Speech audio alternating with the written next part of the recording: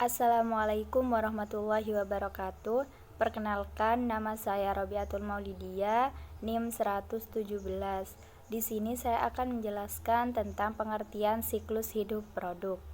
Siklus hidup produk merupakan tahapan-tahapan atau metode perjalanan hidup suatu produk yang mana mulai dari diperkenalkan ke pasar hingga akhirnya menghilang dari pasar. Siklus hidup produk secara grafis menggambarkan riwayat penjualan suatu produk atau kelas produk sejak pertama kali diperkenalkan ke pasar sampai ditarik dari pasar. Konsep ini didasarkan pada gagasan bahwa seluruh penjualan dan profitabilitas produk berfluktuasi mengikuti pola tertentu selama hidupnya. Pada dasarnya, hampir setiap produk, baik dalam bentuk barang, jasa, atau entitas produk lainnya, mengalami siklus hidup produk.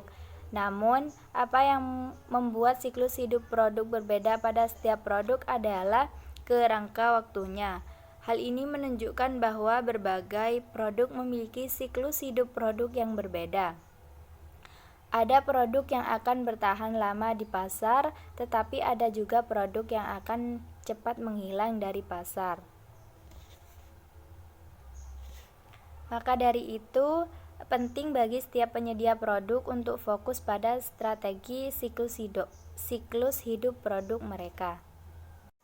Baik, selanjutnya saya akan menjelaskan tentang konsep strategi pemasaran siklus hidup produk, di mana dalam siklus pemasaran ini memiliki 4 tahap strategi.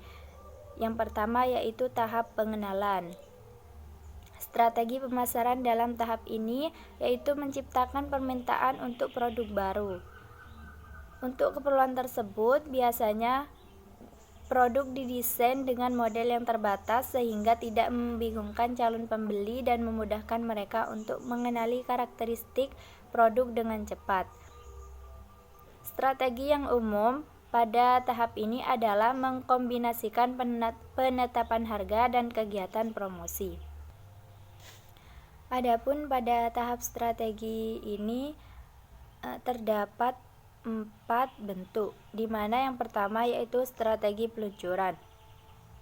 Strategi ini dilakukan dengan menetapkan harga yang tinggi untuk memperoleh margin laba kotor per unit sebanyak mungkin. Juga dengan melakukan promosi yang gencar untuk meyakinkan konsumen tentang kualitas produk meskipun harganya mahal.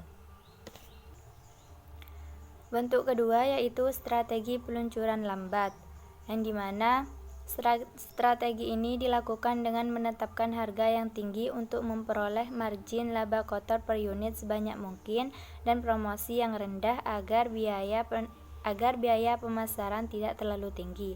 Strategi ini akan berhasil jika besarnya pasar terbatas. Sebagian besar konsumen mengetahui keberadaan produk, konsumen bersedia membeli dengan harga tinggi dan pesaing potensial belum muncul.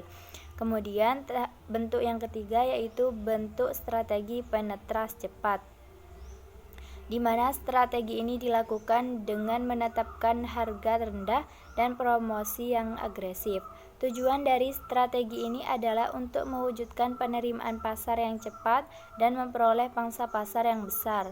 Strategi ini akan berhasil jika pasar sangat luas, konsumen belum mengetahui keberadaan produk, konsumen sangat peka terhadap harga, dan terdapat indikasi potensi persaingan yang besar.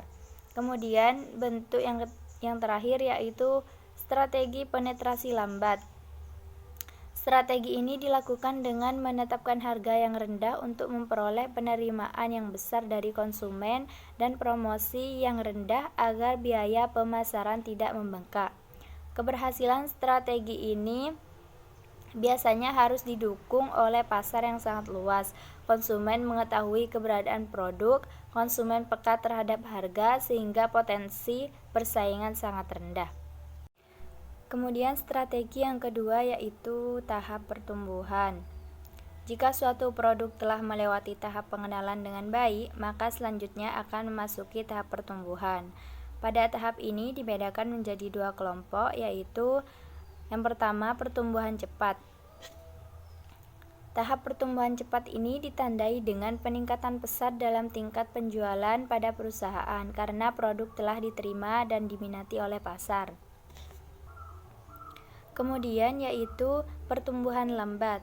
Pada tahap ini penjualan masih meningkat tetapi dengan pertumbuhan yang semakin menurun. Sebagian besar pasar telah dijangkau karena produk perusahaan digunakan oleh sebagian besar konsumen. Situasi ini akan menyebabkan perusahaan mulai memperbarui produknya untuk mempertahankan penjualannya. Kemudian strategi berikutnya yaitu tahap kedewasaan, di mana tahap ini ditandai dengan tercapainya titik tertinggi dalam penjualan perusahaan. Terdapat dua strategi pada tahap kedewasaan. Yang pertama yaitu strategi bertahan. Strategi ini bertujuan untuk mempertahankan pangsa pasar dari pesaing dan melindungi kelompok produk dari serangan produk substitusi. Bentuk dari strategi ini adalah berupa modifikasi bauran pemasaran untuk mendapatkan tambahan penjualan. Strategi bertahan ini lebih menitik beratkan pada penekanan atau pengurangan biaya produksi dan menghilangkan kelemahan produk. Kemudian yang kedua yaitu strategi menyerang. Strategi ini lebih menitik beratkan pada upaya perubahan untuk mewujudkan tingkat yang lebih baik. Bentuk strategi ini dapat berupa modifikasi pasar, yaitu dengan menarik kelompok bukan pemakai, mengintensifkan penawaran produk kepada non-user, dan merebut konsumen yang bersaing. Yang terakhir yaitu tahap penurunan. Penjualan perusahaan yang semakin bergerak menuju penurunan mungkin merupakan gejala dari tahap decline. Penurunan penjualan tersebut disebabkan oleh beberapa faktor seperti perubahan selera pasar, produk substitusi yang diterima konsumen, baik dalam negeri maupun luar negeri, dan perubahan teknologi.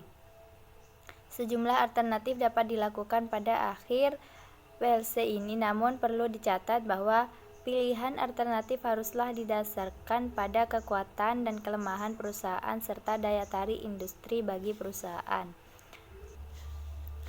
Adapun alternatif itu diantaranya yaitu sebagai berikut. Yang pertama, menambah investasi agar dapat mendominasi atau menempati posisi persaingan yang baik. Yang kedua, mengubah produk atau mencari manfaat baru pada produk. Kemudian mencari pasar baru. Selanjutnya, tetap pada tingkat investasi perusahaan saat ini sampai ketidakpastian industri dapat diatasi. Kemudian yaitu mengurangi investasi perusahaan secara selektif dengan meninggalkan konsumen yang kurang menguntungkan, tetapi meningkatkan investasi untuk kelompok kecil konsumen yang masih setia dan menguntungkan. Kemudian harvesting strategi untuk mewujudkan pengembalian uang tunai dengan cepat. Dan terakhir yaitu meninggalkan bisnis tersebut dan menjual aset perusahaan. Assalamualaikum warahmatullahi wabarakatuh. Nama Nancy Desa Putri, NIM 197721100209 dari kelompok 9 akan menjelaskan tentang strategi pemasaran dalam pasar baru dan strategi pemasaran dalam pasar berkembang. Yang pertama yaitu strategi pemasaran dalam pasar baru. Inovasi merupakan faktor krusial dalam menunjang kesuksesan perusahaan baik penyedia jasa maupun pemanufaktur. Inovasi seringkali berujung pada introduksi produk baru. Produk baru dapat dikelompokkan menjadi 6 macam, yakni new to the world producer, positioning, and cost reduction. Tipe produk baru berkaitan erat dengan tujuan strategik yang ingin dicapai. Yang pertama, mempertahankan posisi sebagai inovator produk. Yang kedua, mempertahankan posisi pangsa pasar saat ini. Yang ketiga, membangun pijakan dalam pasar baru di masa mendatang, mendahului masuk ke segmen pasar tertentu. Yang keempat, mengeksploitasi teknologi dengan cara baru. Yang kelima, memanfaatkan kekuatan distribusi. Yang keenam, menyediakan cash generator. Yang terakhir, memanfaatkan kapasitas berlebih atau off-season capacity. Sebagai ilustrasi, apabila tujuan perusahaan adalah memperbaiki aliran kas dengan jalan menambah kas generator, maka pilihan yang dapat dipertimbangkan adalah line extension atau modifikasi produk. Sementara jika tujuan strategiknya adalah membangun pijakan atau footholds dalam segmen pasar baru, maka perusahaan sepatutnya meluncurkan produk yang baru bagi pasar meskipun mungkin tidak sepenuhnya baru bagi perusahaan. Setiap inovator memiliki 3 pilihan utama dalam hal timing memasuki pasar, yakni menjadi yang pertama first movers atau pioneers, yang pertama kali menjual produk atau jasa dalam kategorinya. Yang kedua early followers atau early entrants, yang masuki pasar di tahap awal namun bukan yang pertama. Yang ketiga late entrants, yang memasuki pasar saat atau sesudah produk mulai mempenetrasi pasar massal. Early followers dan late entrants dapat pula diintegrasikan menjadi satu kelompok, yakni followers. Dengan demikian pilihannya menjadi dua, yaitu pioneer strategy and follower strategy. Secara teoritis, pionir memiliki sejumlah keunggulan yang dinamakan first mover advantage. Yang pertama, respon leaks antara pionir yang pertama dan perusahaan berikutnya yang memasuki pasar membuka kesempatan bagi pionir untuk menjadi monopolis temporer dan meraup pendapatan substansial. Yang kedua, yaitu pionir berkesempatan mewujudkan skala ekonomi sebelum late entrants. Keunggulan skala ekonomis atau pengalaman bisa mengarah pada kualitas yang lebih tinggi dan biaya yang lebih rendah. Pionir juga berkesempatan mengembangkan lini produk yang luas, sementara late entrants biasanya dipaksa untuk masuk ke ceruk pasar dengan lini produk yang lebih sempit. Pionir berpeluang membangun loyalitas merek dan switching cost, baik ekonomis maupun psikologis terlebih dahulu, melalui membentukkan ekspektasi pelanggan menyangkut bentuk teknologi, fitur produk, harga, dan karakteristik lainnya. Sewaktu later enters masuk, customer requirements mungkin sudah terbentuk. Konsumen yang sukses menggunakan pertama dalam sebuah kategori produk baru cenderung akan lebih menyukai merek tersebut dibandingkan merek-merek lainnya yang masuk pasar. Akibatnya, sulit bagi setiap pendatang baru merebut pelanggan perusahaan pionir, apalagi segmen yang tergolong risk-averse. Pionir berpeluang mendapatkan citra dan reputasi positif atas kemampuan berinovasi dan keprogresifannya dalam membuka pasar. Terciptanya hambatan masuk bagi para later entrants bila pionir mendapatkan pelindungan hak paten. Pionir berkesempatan mendominasi aset-aset langka seperti sumber daya alam, lokasi strategis, izin atau lisensi dari pemerintah, akses ke seluruh distribusi, relasi dengan pemasok, akses ke agen periklanan, dan lain-lain. Pionir bisa menciptakan standar produk, standar industri, dan basis pelanggan yang berguna untuk mendukung penyempurnaan produk berikutnya dalam beberapa industri seperti video games, perangkat lunak, jaringan komputer, dan penyedia layanan ponsel. Nilai sebuah perusahaan dan produknya akan meningkat seiring dengan bertambahnya basis jumlah pelanggan. Pada situasi seperti ini, pionir biasanya memperoleh keunggulan kompetitif dibandingkan later entrants. Sementara itu, literatur manajemen strategik juga mengungkap bahwa memasuki pasar terlalu dini berisiko besar atau first mover disadvantage, yaitu yang pertama biaya pengembangan. Di samping proses inovasi seringkali harus melewati tahapan panjang tanpa hasil atau long useless stakes. Upaya tersebut membutuhkan biaya besar yang kadangkala mencakup pula biaya trial and error, serta pengembangan proses produksi dan produk komplementer yang belum ada di pasar. Belum lagi riset menunjukkan bahwa tingkat kegagalan pengembangan produk baru mencapai 95%. Pasokan dan saluran distribusi belum berkembang. Dalam introduksi teknologi new to the world, seringkali pemasok atau distributor yang cocok belum ada konsekuensinya. Yaitu pionir harus membangun sendiri itu semua dari nol atau setidaknya membantu pengembangan pasar, pemasok, dan distributor. Yang ketiga, teknologi pendukung dan produk komplementer belum mapan. Ketika pionir mengembangkan teknologi baru, seringkali mereka tergantung pula pada produsen enabling technologies. Contohnya, komputer membutuhkan perangkat lunak, kamera membutuhkan ink cartridge, dan personal digital assistant atau PDA memerlukan baterai dan modem. Belum berkembangnya produk komplementer krusial berpotensi menghambat proses adopsi inovasi teknologi. Yang keempat, customer requirements belum stabil. Pioneer menghadapi situasi ketidakpastian menyangkut preferensi konsumen atau fitur produk dan tingkat harga yang bersedia mereka bayar. Untuk itu seringkali diperlukan investasi tambahan buat mendidik konsumen. Ironisnya manfaatnya belum tentu dipetik oleh pioneer. Tak jarang justru later entrants yang memetik hasil edukasi pelanggan tersebut. Telah banyak studi empiris yang mengkaji dampak timing memasuki pasar terhadap kinerja bisnis, seperti pangsa pasar, laba, dan survivabilitas perusahaan. Hanya saja kesimpulan yang menyangkut strategi timing terbaik menjadi pioneer early followers atau late entrants cenderung kontradiktif. Sebagian riset menemukan bahwa early entrants, kombinasi antara pioneer dan early followers, mampu meraih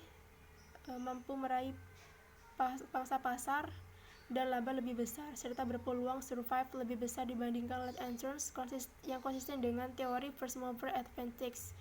Temuan ini diperoleh dari studi terhadap berbagai konteks seperti tipe produk consumer goods and industrial goods, lingkup pasar, pasar domestik dan internasional, dan negara. Contoh pionir yang sukses mempertahankan posisi teratas dalam pasarnya meliputi yang pertama yaitu Intel atau microprocessor, Polaroid dengan kamera instannya, Coca-Cola dengan minuman cola, Symantec perangkat lunak antivirus, Sony yaitu dengan CD dan DVD players.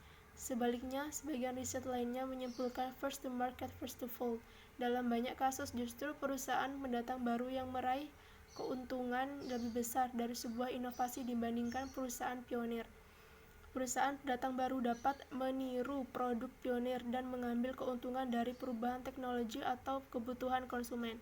Sebagai ilustrasi, studi yang dilakukan Mansfield, Schwartz, and Wisner mengungkapkan bahwa 60% dari inovasi sukses yang mendapatkan pelindungan hak paten bisa ditiru dalam tempo rata-rata 4 tahun dan biaya pengembangan yang dikeluarkan imitator sekurang-kurangnya 35% lebih rendah dibandingkan dengan biaya inovator. Studi yang sama juga menunjukkan bahwa sekitar 65% dari inovasi yang tidak dipatenkan bakal ditiru dalam waktu kurang dari setahun. Data historis menunjukkan sederetan late entrants yang sukses melibas pioner antara lain Sony dengan video kamera 8 megapiksel, Canon dengan mesin fotokopi, Panasonic telephone answering machine, Samsung dengan microwave-nya, Apple dan IBM komputer personal dan sebagainya.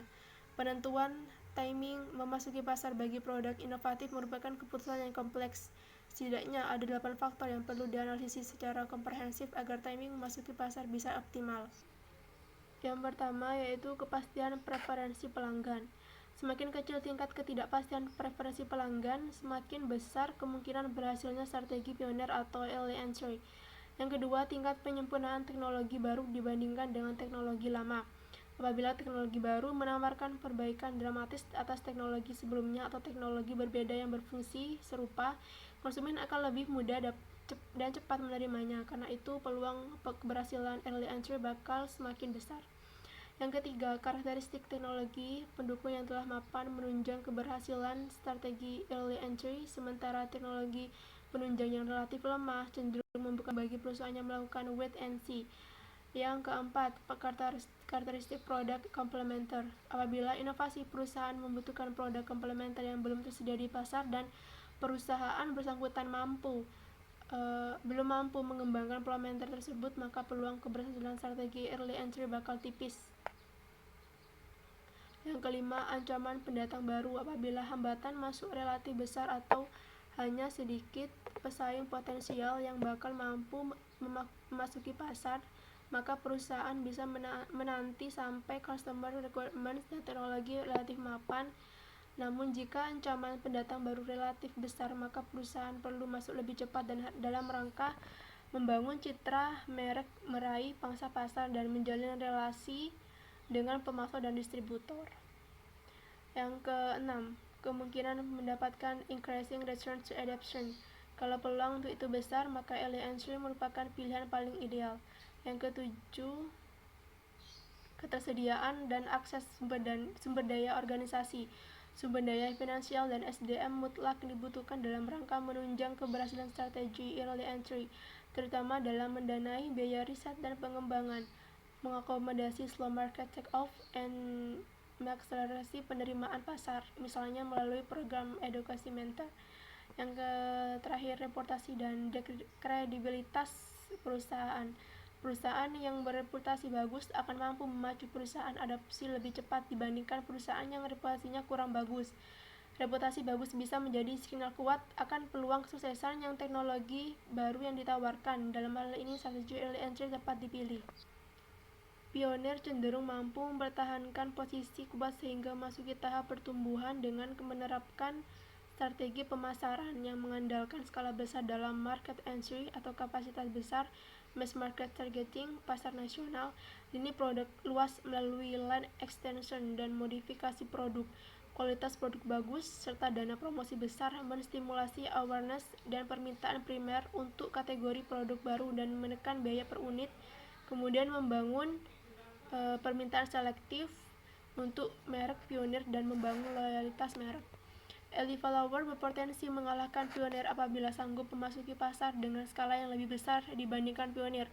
Alternatif lainnya adalah bila early follower mampu menawarkan produk yang lebih canggih, lebih bagus kualitasnya, dan lebih superior layannya atau leapfrogging strategy, sedangkan later entrant berpeluang sukses manakala menghindari konfrontasi langsung dengan pesaing-pesaing yang lebih mapan dan lebih berfokus pada pasar sasaran yang lebih spesifik atau ceruk pasar.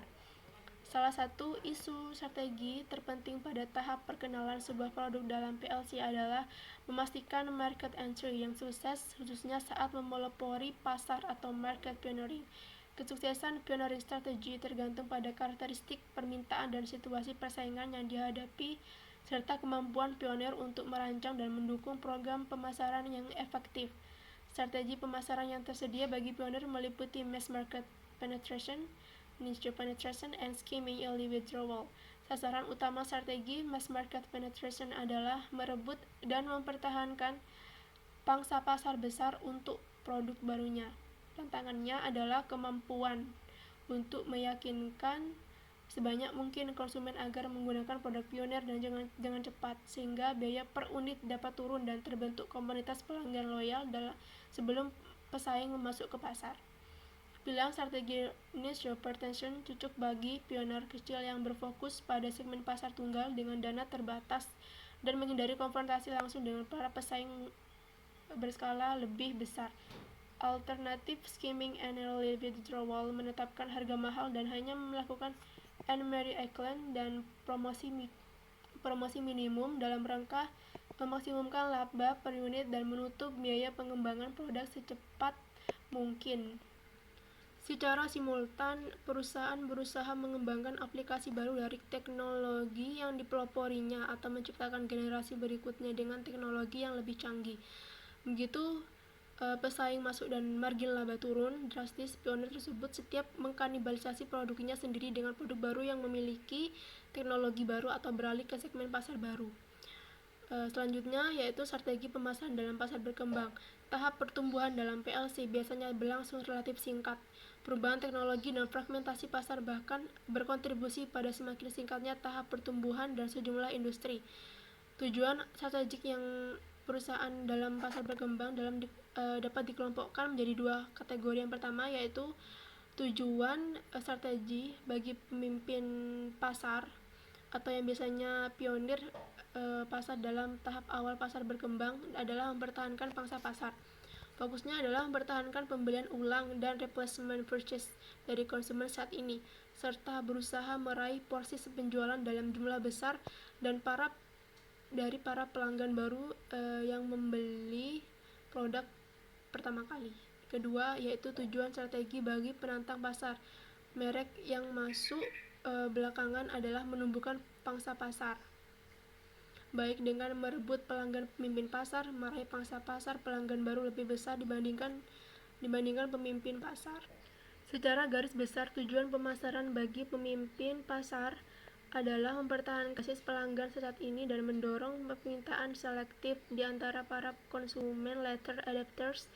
Strategi mempertahankan pangsa pasar dalam pasar bertumbuh meliputi fortress defense, flanker confrontation, market expansion and contraction atau strategic withdrawal. Tujuan pemasaran dalam pasar berkembang: yang pertama, mempertahankan atau meningkatkan kepuasan dan loyalitas. Yang kedua, mengendalikan kualitas seiring dengan peningkatan jumlah output produk yang dihasilkan. Yang ketiga, melanjutkan upaya-upaya memodifikasi dan menyempurnakan produk untuk meningkatkan manfaat bagi pelanggan atau menekan biaya. Yang keempat, memfokuskan periklanan pada upaya mendorong permintaan selektif, menekankan fitur dan manfaat superior yang ditawarkan produk reminder advertising.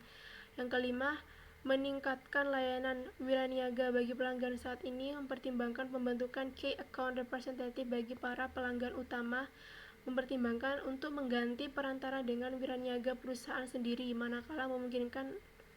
Yang keenam, meningkatkan kapabilitas layanan penjualan, mengembangkan atau memperluas staf layanan perusahaan atau mengembangkan program pelatihan bagi staf pelayanan distributor dan dealer, meningkatkan sediaan suku, mengembangkan website dan saluran telepon layanan pelanggan. Yang ketujuh, meningkatkan kapasitas produksi untuk mengantisipasi peningkatan permintaan supaya tidak kehabisan stok. Yang kedelapan, memperbaiki pengendalian sediaan dan sistem logistik untuk mengurangi waktu pengiriman. Yang kesembilan, terus membangun saluran distribusi menggunakan promosi dagang periode untuk meraih cakupan retail yang lebih ekstensif dan mempertahankan safe asing, memperkuat relasi dengan distributor atau dealer terkuat. Yang kesepuluh, menegosiasikan kontrak kebutuhan jangka panjang dengan pelanggan utama. Yang kesebelas, mengembangkan sistem pemasaran ulang otomatis atau aliansi logistik. Yang ke-12, mengembangkan merek kedua atau second brand atau lini produk dengan fitur atau harga yang lebih menarik bagi segmen spesifik pelanggan saat ini atau strategi. Yang ke-13, mengembangkan berbagai line extension yang ditujukan bagi kebutuhan sejumlah segmen pemakai strategi ekspansi besar. Yang ke-14, menyamai atau mengalahkan harga murah atau promosi gencar pesaing atau bahkan berusaha mendahului pesaing potensial manakala dibutuhkan agar dapat mempertahankan pelanggan dan apabila biaya per unit memungkinkan atau confrontation strategi. Yang ke-15, apabila sumber daya relatif terbatas dibandingkan yang dimiliki pesaing, mempertimbangkan untuk menarik diri dari segmen yang lebih kecil atau yang lambat pertumbuhannya guna memusatkan upaya pengembangan produk dan promosi pada segmen yang lebih potensial dan terancam oleh pesaing contraction atau strategi. Yang terakhir yaitu merancang berbagai kampanye periklanan, dana atau promosi penjualan yang ditujukan kepada bagi segmen spesifik pelanggan potensial strategi ekspansi pasar. Mungkin itu saja yang dapat saya sampaikan, kurang lebihnya mohon maaf. Assalamualaikum warahmatullahi wabarakatuh.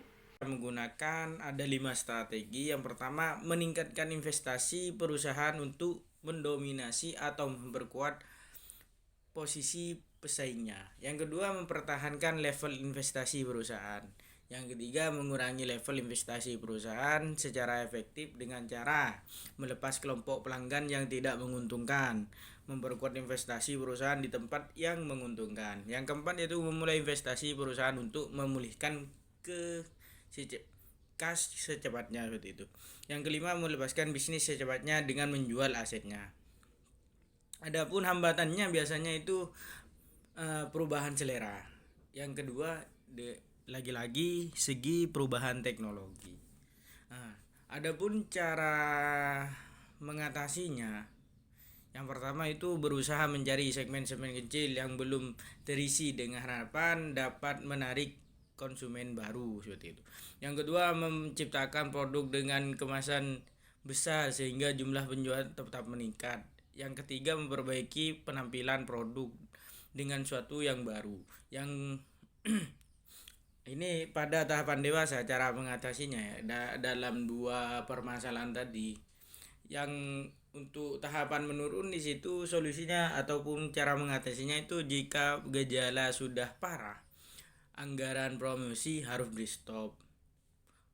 Pusatkan perhatian pada pasar yang masih ada harapan, sedangkan pasar lainnya dihentikan betul. Jadi dipilih mana yang masih bisa stabil.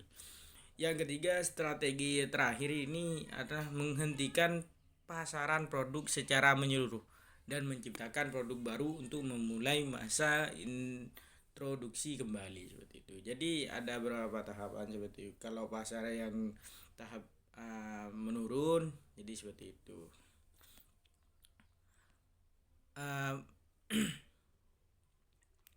Mungkin agar produk di situ dapat bertahan lama di tahap kedewasaan, di sini dapat dilakukan hal sebagai berikut. Yang pertama, menarik konsumen produk pengganti, memasuki segmen pasar baru, menarik konsumen produk kompetitor, meningkatkan jumlah pemakaian produk, meningkatkan kualitas, menambahkan fitur, melakukan pembalikan desain atau perbaikan desain, meningkatkan promosi penjualan seperti itu. Adanya karakteristik dari pasar jenuh dan pasar menurun. Dari pasar jenuh dan pasar menurun. Yang pertama ya, ini karakteristiknya jenuh dari segi produk. Nah, dan kalau menurun di sini dari segi pendapatan. Nah, produk yang sudah banyak beredar di pasaran, banyaknya pesaing sehingga menyebabkan harga produk menjadi rendah. Sulit mendapatkan bahan baku karena sudah banyak yang menggunakan seperti itu. Ini jenis-jenisnya karakteristik dari pasar jenuh dan menurun. Jika dilihat dari bauran pemasaran, maka dapat dilakukan strategi sebagai berikut. Jadi teman-teman dalam tahapan pasar jenuh baik dan pasar menurun bisa kita identifikasi dengan karakteristik, dan jika kita sudah ada di dalamnya, kita bisa juga mengantisipasi jika terjadi pada kita atau pada produk yang kita sedang jalani seperti itu. Mungkin itu saja yang dapat saya sampaikan, kurang lebihnya mohon maaf. Terima kasih.